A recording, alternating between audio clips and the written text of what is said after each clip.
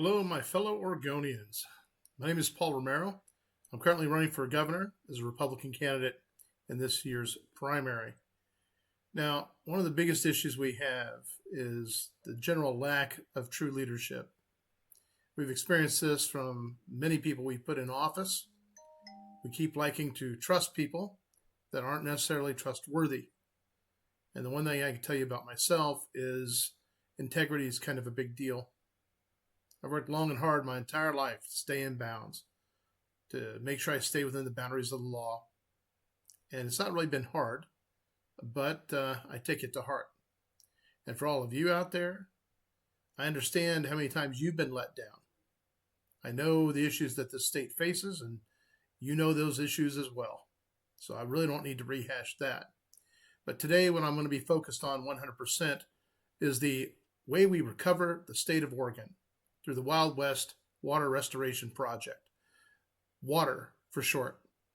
So, with that said, I'm going to go ahead and dive right into this. So, what you see here is a fundamental overview of what I'm proposing. And I have an awful lot of great, awesome, amazing engineers and people supporting this project, have been directly involved in it and in its preparation. So today what I'm going to do is kind of give you an insight into how this kind of started for me. I understand that water is a huge issue in the state along with power.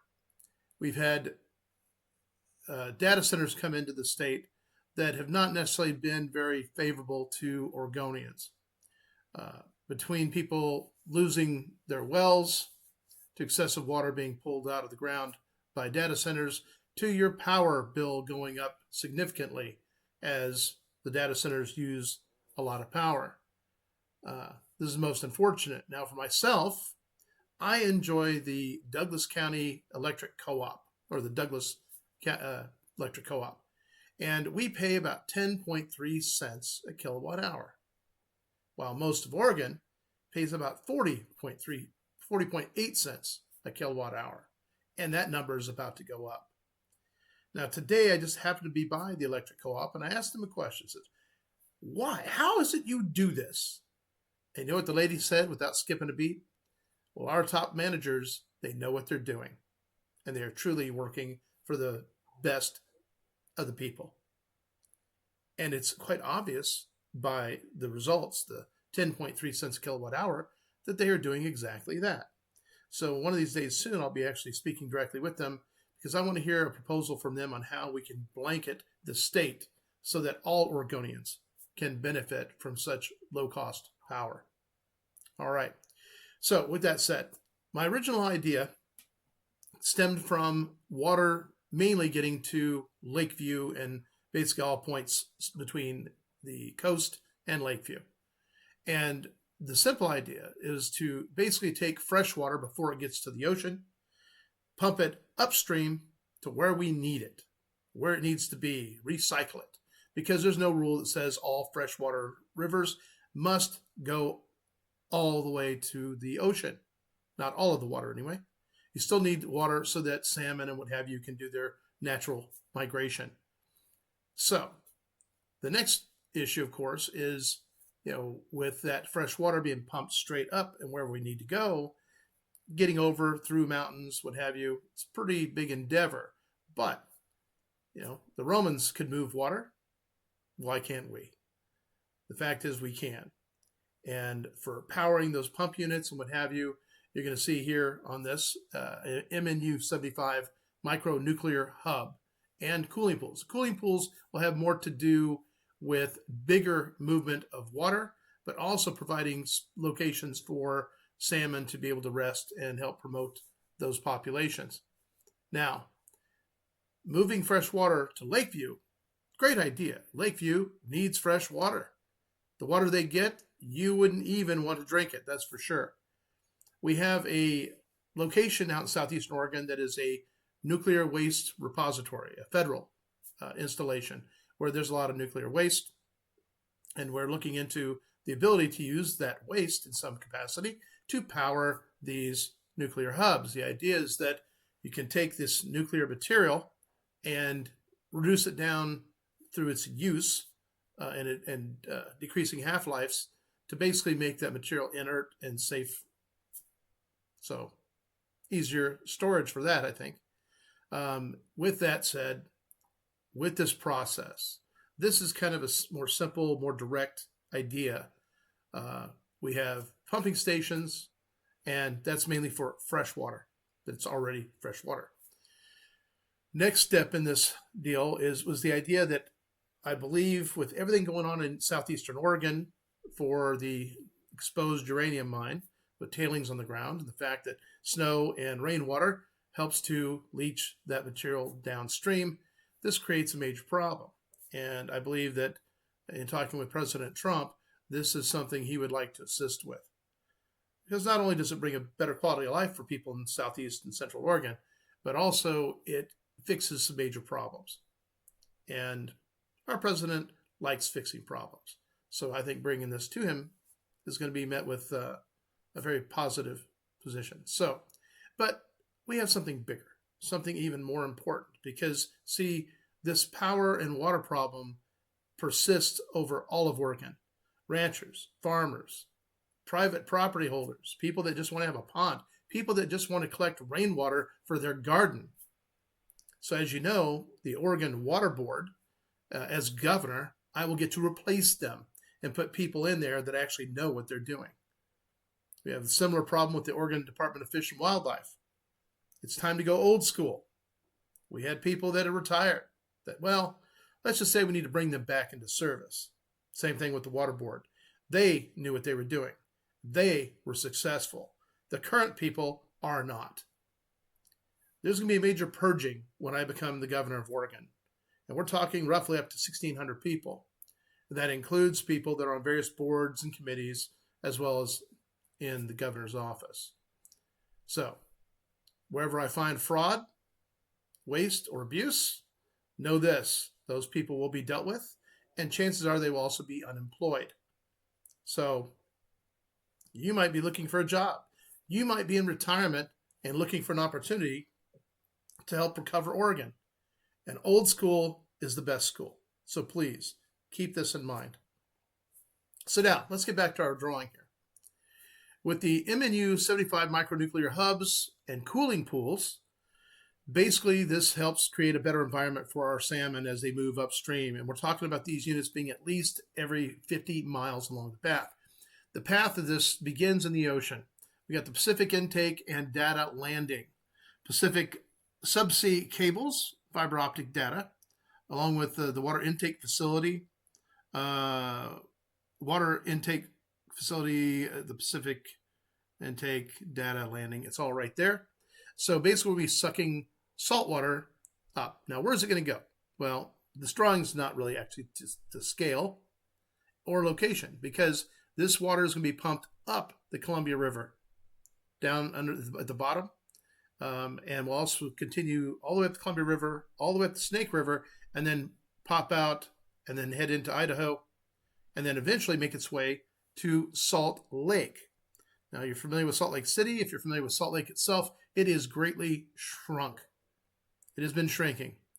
And everything downstream of Salt Lake City, which includes Lake Powell, Lake Mead, etc., well, they've suffered greatly. That includes their dams, their power generation, their fresh water.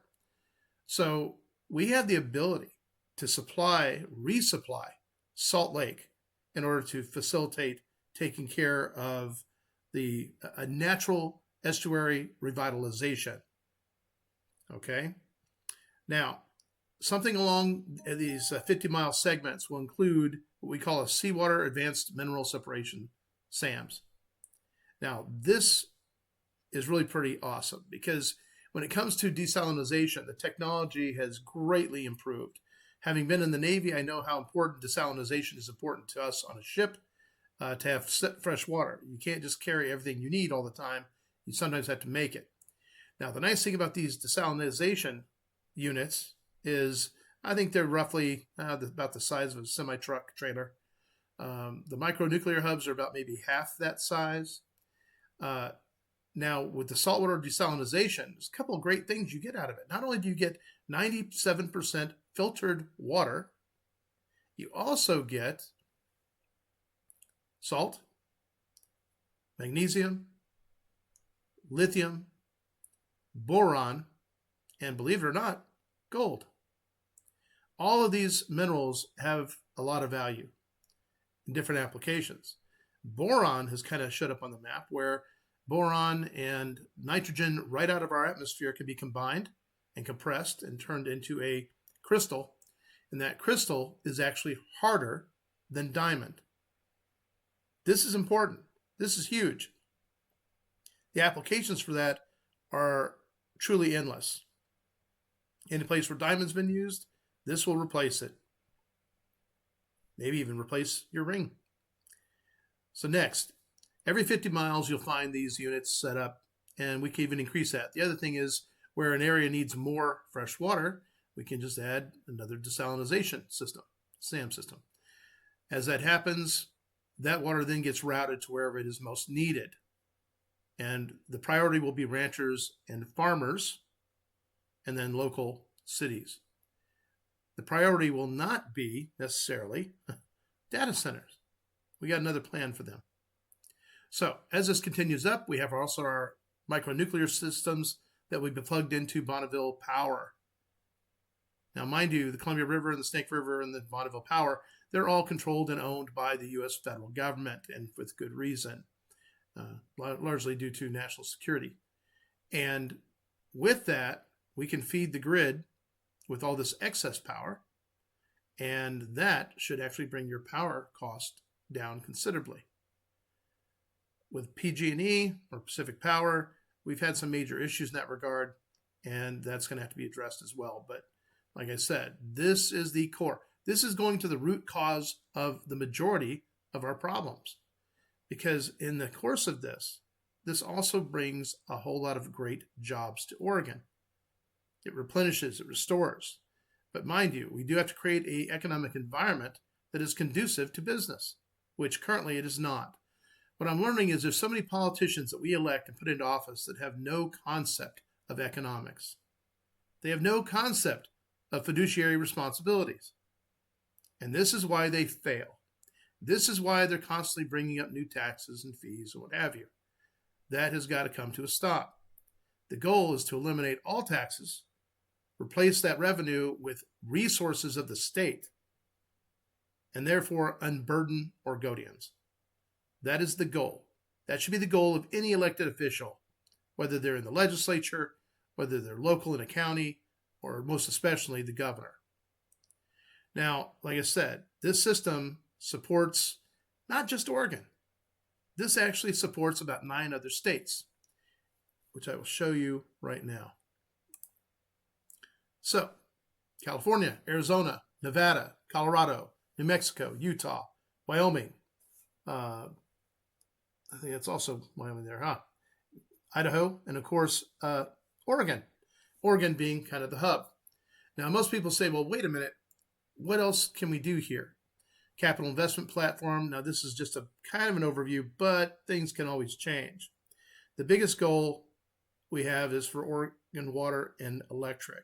But for those environmentalists out there, the fact is that we're going to replenish Salt Lake and Basin health. So Great Salt Lake restoration.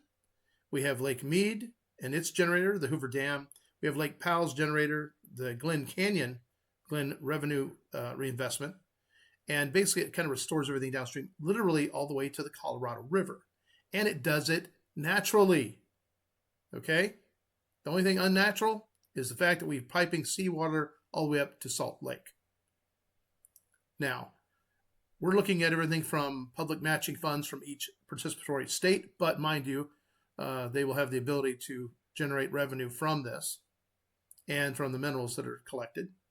But private and philanthropic matches are also possibly part of this deal when it is finalized. Ultimately, I believe that the federal government will be a major contributor to this for the simple fact that it addresses practically the entire western seaboard. And to me, this is a condition of national security. Now, with this, the other thing I'm dangling, and will be dangling in front of Mr. Elon Musk, is the ability to build a new city of the future in one of our deserts here in Oregon. And the idea is that this city of the future can be more high tech. It also would include actual manufacturing for certain things that will become more necessary in our future. Technology, things that are coming out, very important, and it's imperative that Oregonians participate in this. And this is our chance to jump to the front. So, with that said, you'll realize that this whole project is going to probably employ close to 2 million people, not counting the peripheral work and jobs that will exist, whether it's Coos Bay, inland, or from the ocean all the way up the Columbia River, through the Snake River, and then out to Idaho. It's a lot of jobs. It's a lot of opportunity. But it's especially great opportunity because what we want to make sure is that the people employed in these positions are also trained in these positions. We have a workforce, and we need to reattract that workforce that has departed. This is how we do it. This is going to be the process. Now, as we do this, this will generate an awful lot of money. We have a 20-year economic offset of $40 to $48 billion. However, I think that is modest. Under promise, over deliver. That's really the goal there. But ultimately, with the funds coming in, the funding partnerships, private philanthropic matches, private equity, all of these things play into this. And this is a huge opportunity that doesn't just benefit Oregon, but a number of other states. Think about everybody else who's going to have more jobs, more opportunity. Now, to finish this off, I'd like to show you this picture. See, right now, we have a lot of people that seem to think that they are climate and Mother Nature experts. The fact is, no, they are not. And in addition, these people, between our nonprofits and what have you, their average salaries range, or I should say our average salaries, is at $79,000. Now, what do they do for that average $79,000 paycheck a year? Well, they do protests, and they have meetings, and they pretty much stroke each other's egos. But fundamentally, they accomplish nothing. They do nothing. And yet, we're still paying all this money to them. I can only imagine what money gets kicked back to the powers that be. Now, what we propose in this entire project and how we get the tribes of all these states involved is to create a better relationship, a relationship that involves all of us. And with water quality, with fish quality and numbers, with the control of the sea lion issue. This is where they come in. I did speak with a chief of the Coquel Indian tribe, and he was quite intrigued by this proposal. Tribal Sovereign Endowment Fund would include a 5% overall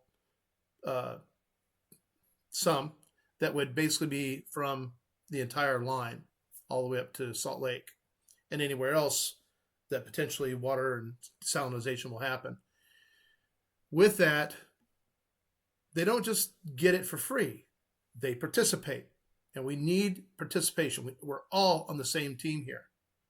We need to make sure that the system is fair and equitable and equal to everybody. I hate that word, equitable. By doing this, they keep track and make sure that everything that's going on is conducive to our environment, to our air, to our water, to our animal life, all these things. This is what needs to be done. This is what needs to happen. We do not need to employ a bunch of climate change people in this at all. They lack a whole lot of credibility, and they're going to have to go get real jobs. But this really kind of sums up the Wild West Water Restoration Project, as we're calling it, WATER. In addition, I will point out that this idea also applies to the Mississippi River. The Mississippi River is drying up. It is becoming necessary that they find a way to replenish it. If that means a similar process and moving water to certain places and setting up the desalinization and other nuclear hubs, you're going to find nuclear power is going to be the answer to our power needs. And it's clean, it's efficient, and the nuclear material is reductionary as far as its effects. This is our path forward. And for Oregon, we can still keep our green spaces and our forests and what have you. Matter of fact, it's time that we actually do a better job of management. When you have the federal government just in charge, well, I can honestly tell you that all the federal land that keeps burning is not being properly managed. We have to take that back for Oregon. And as governor, I will do that. There will not be any more federal welfare. Here in Oregon, besides a full audit of our state government, I'm going to actually find a way to cut our annual budget in half. And it's based largely on our population. What other states do. There's no reason why we can't do it too. And in that process, as we audit and clean things up, that initial savings can be passed right on to the taxpayer. And that's what I intend to do. The next step is to release our state resources. Senate Bill 100 must come to an end. And if the legislature won't cooperate, then the people will, because this is for their benefit. The next step, of course, is Oregon has a number of resources we can use, besides our timber, which needs to be remanaged, county by county, timber sales, what have you, but also our coal, our natural gas, our oil. We have oil and natural gas in Eastern Oregon and the Willamette Valley. My first trip to see the president after the primary will also entail the expedited request of a refinery in southeastern Oregon, out of the way, kind of central to a number of states, and that way we have a direct location for oil coming out of eastern Oregon. I believe we have something we can use probably around the port of Portland, and we'll see what else we can do there. But ultimately, Oregon needs to be able to take care of itself, not just rely on the pipelines coming from Washington State. Again, we have to create an economic condition that is conducive to that industry. We cannot ignore it any longer. And we can do it in such a way that it doesn't have any effect on what is really important to the state of Oregon. We love the beauty that this state has. And as an Oregonian, protecting it is a paramount concern for me. And we can do it. The technology will allow us to do exactly that. Do things we need to do for the population and take care of our land. We also have other issues. Things like the tag draw dilemma. I'm going to bring that to an end day one. The preference point dilemma. Well, that's going to be corrected as well. All those kind of necessary for certain bow hunters. The other issue, of course, is the illegal herding of elk and deer throughout Central Oregon and Eastern Oregon to private game reserves on private property. This has been going on for the better part of 30 years. And game wardens and judges have not been enforcing that law. I will enforce that law. And those judges will probably have to be replaced, as will those game wardens. So, under my administration, you might be looking for a new job. Make sure you keep an eye out. So as we address all these issues for Oregon, understand that everything is connected to everything else. There is no issue just exists in and of itself. They're connected to everything.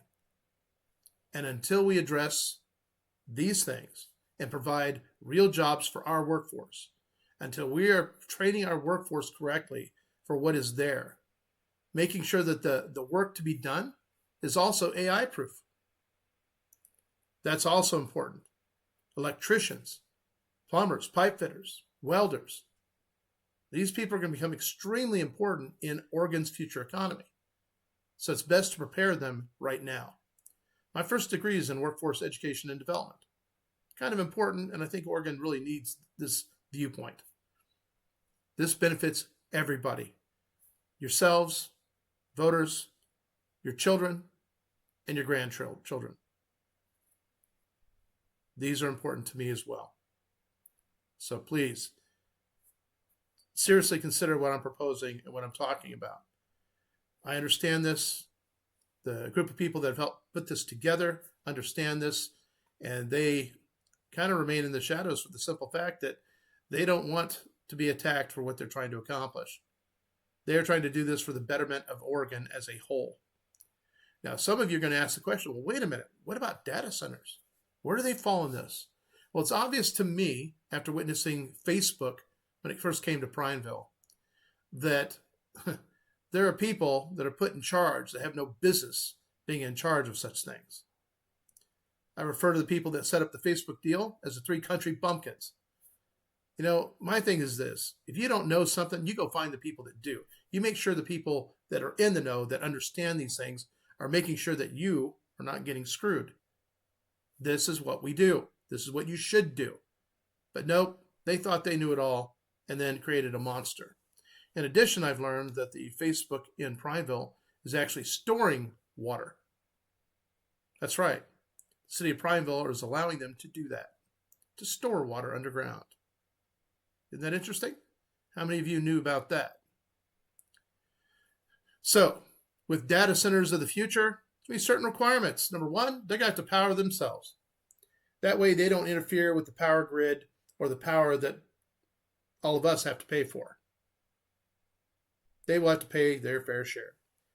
And whether that is their own nuclear hub sites or whatever, or buying it from us, that's what they're going to have to do. Same thing with the water. They're going to have to buy it from us. Or maybe they'll use some technology on their properties that can actually literally pull water out of thin air. What most people don't understand is that there's literally, at any given point in the day, 2 Amazon rivers flowing over our heads. And the thing that determines whether that water becomes precipitant in snow and rain is what sand and dust storms there are on the other side of the planet. What particulate gets up in the air at that altitude in order to cause ice crystals to form, potentially becoming snow or warming up and becoming rain. And it's really rather difficult to predict all that, keep track of all that, and where it's going to fall. But these are just some of the important things that Oregonians need to know and understand. And to me, I think you can understand this. I firmly do. And the best part is you get to participate in this. I want real opportunity for everybody. Now, I did mention, of course, the tribes, the Tribal Sovereign Endowment Fund. Now, in talking with Chief Justin at the Coquille tribe, what I mentioned said, you know, you have your casinos, you have your restaurants and all these things, and that's great. That's wonderful. I enjoy them. However, look at the participation you have by the general public in the area. It's greatly minimized. And it's minimized because of their lack of income. We have seen this happen, and it's on a steady trip down the tubes. And the state wants more taxes, they want more fees, and we just can't do it. So we've seen alcohol sales plummet here in Oregon, one of the places people will save money, as well as, well, entertainment, travel, gambling, vacations. When was the last time most Oregonians even took a vacation to Seaside? As a kid, we used to go there at least twice a year. You know, what happened? It's all become unaffordable for so many Oregonians. Not to mention the fact that most Oregonians are one event away from homelessness. This is a direct reflection on the pathetic excuse for leadership that we've experienced for many, many years. The pain that Republicans suffer is the same pain that Democrats, independents, constitutionalists, non-affiliated voters, we all suffer the same pain. When people ask me, how are you going to unify Oregon? Well, it's because I'm going to address the same pain that we all experience. And this project, this idea will put Oregon back on the map and do it in a grand way. Because we become the hub.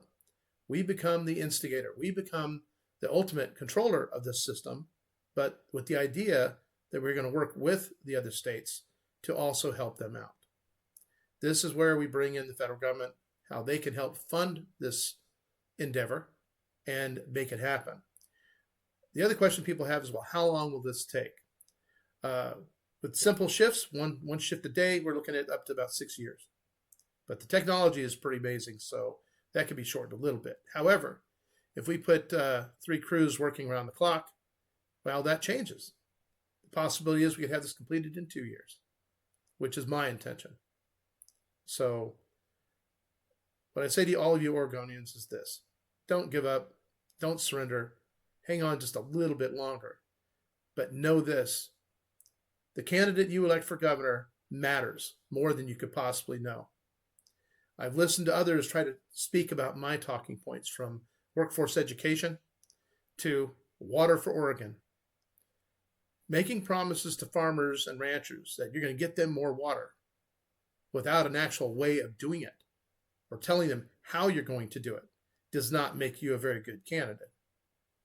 Other issues that some of our candidates have are pretty serious, and you're going to learn more about them too as we go along. The truth is out there, and you need to seek it as a voter. Who do you trust? That's a good question. Trust those who are trustworthy. And what I'm here to tell you is this: I'm that trustworthy candidate for governor. I truly have Oregon's heart and my best number one interest. My goal is to have a legacy that when I finish being the governor, I don't have to go run and hide in another state like Idaho or Florida or a foreign country. I'm going to stay right here in Oregon. That's pretty a simple goal, simple ambition, right? Yeah, well, I think so, because of who I am and what I intend to do. But I'm going to need all of your help. Others speak of the fact that the legislature, there's a Democrat socialist supermajority in everything. That has been created and assisted by elements of the Republican Party. It's just the truth. They have not made any real effort to make sure we have candidates running in all races. For example, District 24, we're talking about Portland, Damascus, and Boring, Oregon. I've met a whole lot of amazing conservative type people, Republicans and Democrats both. And they have a Senator Jama, a Somali, who can barely string an entire sentence together. An absolute embarrassment. And if you keep voting for people like that because you feel bad for them, or you're trying to make yourself feel or seem less prejudiced or racist, I got news for you. Voting for people is not about racism or prejudice.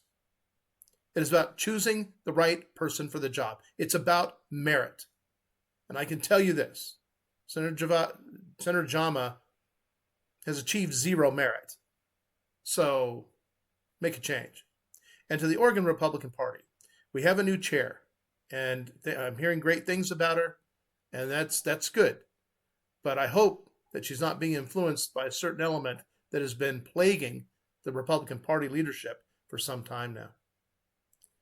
We need people to step up.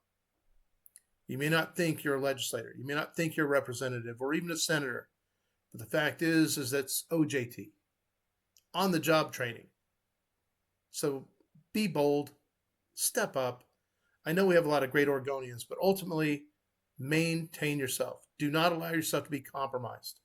Do not allow yourself to be leveraged. This is probably the biggest concern that I have for any candidate. So a big part of my life goal has been to make sure that I am not compromised, that I can't be leveraged. I pay attention to this all the time. It may have to do with my military training. Something else that will set me kind of above and beyond all these other candidates is the fact that I have a top secret SCI security clearance that's in good standing. And when the Department of Defense, when the Department of Homeland Security, when the Army Corps of Engineers get involved in this project, me having that ability to reinstate that clearance is extremely important for Oregonians. It's important that we are in the know about a lot of things. And unfortunately, we have candidates that are unable to get that clearance. Not my opinion, just how it is. Please, if you're in District 24, something you need to know, the Oregon Republican Party, my understanding is this, is when nobody runs for a given office in a given district or anything like that, the Oregon Republican Party has the ability to appoint somebody to run in that race and submit that to the Secretary of State so they are included in the general election. So if I was the Oregon Republican Party chair, what would I be doing right now? Yeah, I'd be going to every district where we don't have a candidate right now and finding somebody that we can appoint to step in and go do the job. You want to get the majority in there? That's what we do. But that's a two-part problem, because then we have to have people that actually understand what we're trying to accomplish and are fully supportive of that. And if they are not, that's where all of you come in. Oregonians do matter. We can speak in a big voice, and we can overcome the powers that be. So for me, know that day one begins a major audit on this state. Day one begins a huge nullification of a long list of executive orders that have been used to bypass the legislative process to create laws so that people don't look bad and piss all of you off. Yes, I'm going to nullify them, which is you're going to hear a great wailing and gnashing of teeth when I do that. So there's much to be done, and we can get it done. But I need your help. If you really want Oregon to recover, we need a plan. I'm offering that plan. And, well, share the video. Share the information about me. I do a Facebook Live every Sunday at 5 p.m., and I answer all questions, all of them. If you want to call me, my number is 458-256-9437. I answer all questions. I don't see them as obstacles. I see them as responsibilities. If I can't answer those questions, then I'm not candidate material. But so far, there are questions that are not being asked or answered by my opposition. Right now, we have the Oregonian and KGW that's putting on a debate. And unless you have a certain amount of money, you can't participate. Well, Danielle Bethel doesn't have the amount of money they require. She's got more than me, but she's been working hard to do what she's doing too. So I'll give her due. However, for everybody else, when you have Christine Drazen and Chris Dudley basically bailing, they can't afford the exposure. They like the nice, clean, crisp, perfect commercials that they'll be cranking out because they have millions and millions of dollars at their disposal. So Oregonians, come on. I know you're smart.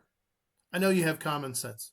I know what you're capable of. And it is time for that pioneer spirit to show, to shine, more like a supernova. So do me a favor. Help this. Help all of us. So thank you very much. And if you get a chance, take a look at my page. I have a couple pinned comments at the top. One of them is regarding that next debate. And you have the ability to send an email to KGW and to the Oregonian to let them know your displeasure about the exclusion of this candidate from their debate, especially considering the fact I have answers, I have solutions, I have proposals. And I love this state. I'm a new grandfather, 5-month-old Tommy. And I want him to get a great, awesome Oregon public education. I want him to start learning about welding in the 7th grade. I want him to be a great mechanic, an electrician, and a plumber, and a welder. I want him to have all those experiences and knowledge. And here in Oregon, we can do this.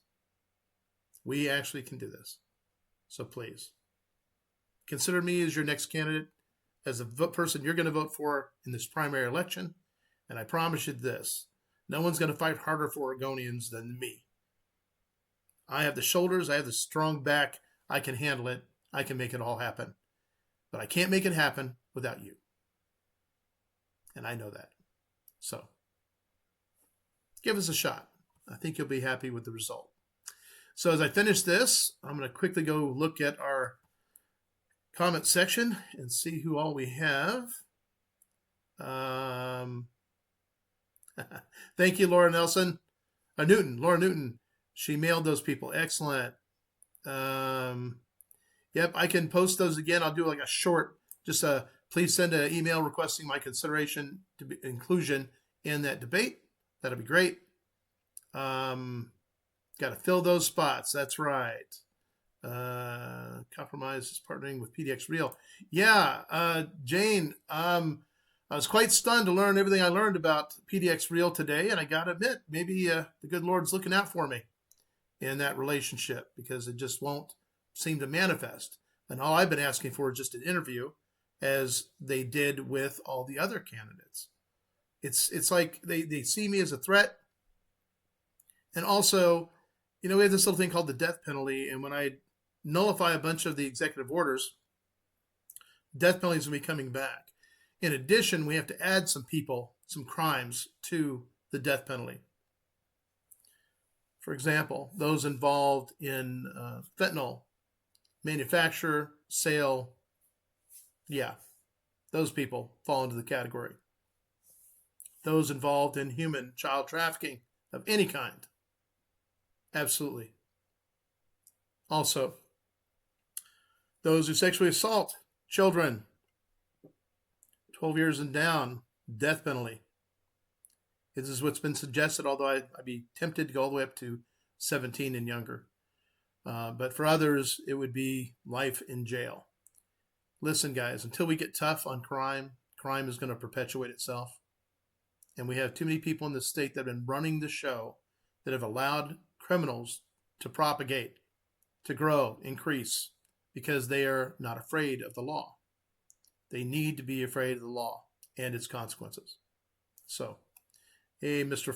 Landers, good to see you. Miss Hunt, good to see you too.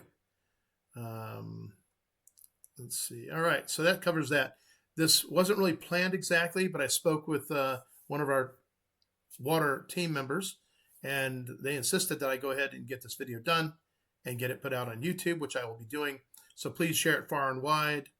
Thank you so much for being here. Never give up, never surrender. That's the other guy's problem. And for me, I'm ready to go do battle with whatever is in front of me on behalf of all Oregonians. So thank you.